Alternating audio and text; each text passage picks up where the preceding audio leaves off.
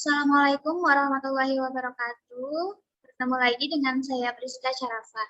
Nah, pertemuan kali ini saya akan memulai sedikit mengenai cara membuat RPPH atau Rencana Pelaksanaan Pembelajaran Harian pada TK Haisya Hanum tahun ajaran 2022-2023. Nah, ini sampel aja ya, teman-teman. Nah, hal yang pertama yang harus kita lakukan adalah kita harus menentukan identitasnya terlebih dahulu. Nah, di sini kita ada tema apa, subtema apa, dan sub-subtema apa yang akan kita bahas pada pertemuan yang akan kita jumpai. Nah, di sini saya mengambil tema tanaman dengan subtema buah dan sub-subtemanya adalah pisang. Nah, untuk semester, minggu, hari, tanggal, dan tahun kita harus lihat tadi yang sebelumnya telah kita buat ya teman-teman. Ini misalnya semester 1 itu pada bulan apa dan minggu keberapa. Nah, di sini semester yang saya ambil adalah semester 1 itu jatuh pada minggu ke-23. Nah, kelompok usianya saya ambil yang kelas A, yaitu 4-5 tahun.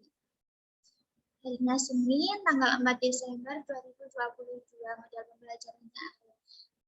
Nah, ini harus disesuaikan dengan kaldik sebelumnya ya, teman-teman, tanggal dan bulannya. Nah, yang kedua, kita tentukan kompetensi inti atau KI. Nah, di sini ada 4 kompetensi inti. Biasanya untuk kompetensi inti itu terdapat pada materi pembiasaan ya teman-teman. Materi pembiasaan itu biasanya ada pada pembukaan. Nah, ini biasanya berisi KI 1 dan KI 2, di mana KI 1 isinya adalah menerima ajaran agama yang dianutnya, dan KI 2 memiliki perilaku hidup sehat, rasa ingin tahu, kreatif, dan etis, percaya diri, disiplin mandiri, dan seterusnya. Kemudian setelah kompetensi inti, kita buat KD-nya, kompetensi dasar. Nah, KD di sini diambil dari pencapaian apa sih yang akan kita yang akan menjadi target kita pada anak didik kita.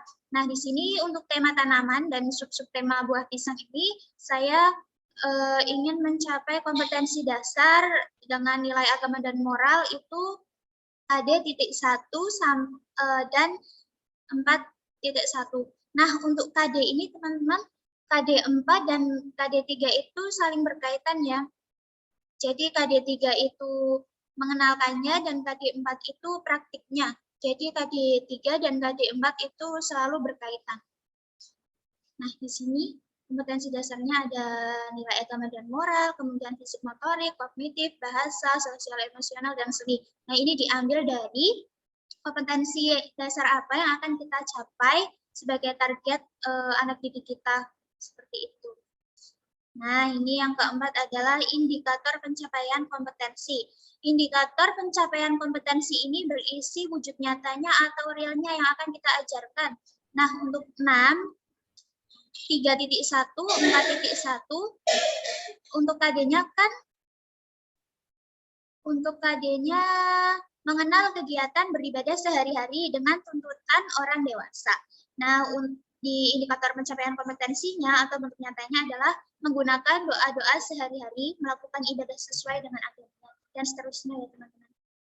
Nah, untuk KD-nya ini, kita berpedoman pada Permendikbud,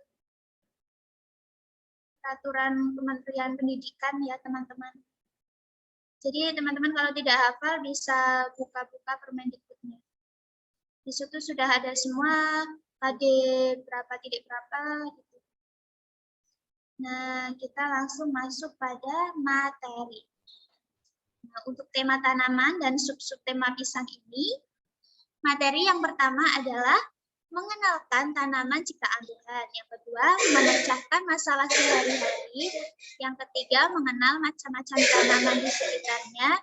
Yang keempat, lingkungan sosial. Kemudian yang kelima, teknologi sederhana. Dan yang keenam, karya dan aktivitas. Nah, tujuan dari pembelajaran tema tanaman, subtema buah, dan subtema pisang agar diharapkan anak mampu mengenal tentang ciptaan Tuhan, kemudian mampu memecahkan masalah sehari-hari, anak mengetahui berbagai macam tanaman, anak mengenal lingkungan sosialnya, anak mampu mengenal teknologi sederhana, dan agar anak mampu membuat berbagai macam karya melalui aktivitas seni. Kemudian yang ketiga ada pembiasaan. Nah, pembiasaan ini adalah wujud kegiatannya ya teman-teman dari KI tadi. I1 dan KI2 itu biasanya ada pada pembiasaan. Nah, ini wujudnya. Kalau tadi mengenal spiritual seperti itu, nah ini wujud nyatanya dengan membaca doa sebelum dan sesudah makan, kemudian pembiasaan antri teman-teman, kemudian ini pembiasaan hidup bersih dan sehat, bernyanyi sambil berhitung, kemudian toilet training. Yang keempat, alat dan bahan dari materi yang akan kita ajarkan kali ini tentang pisang. Ada balok kayu, kain flanel, dakron, pensil, gunting, dan lem. Kemudian kita tinggal susun rangkaian acara, rangkaian pembelajaran kita. Pembukaan, biasanya kalau pembukaan itu saya isi dengan berbaris dulu, kemudian berhitung, duduk melingkar dan berdoa, membaca surat-surat pendek, membaca 2 kalimat syahadat, tanya kabar, dan apresiasi tema hari ini. Nah, kegiatan intinya menyusun kata pisang dari balok kayu yang sudah disediakan, kemudian membuat boneka pisang dari kain flanel. Nah, ini bentuk nanti siswa mengasah karya seninya. Nah, untuk bab mengamati, guru bisa membawa pisang asli dan menjelaskan bagian-bagiannya, dan anak untuk memperhatikannya. Dan istirahat dan penutup. Nah, di penutup ini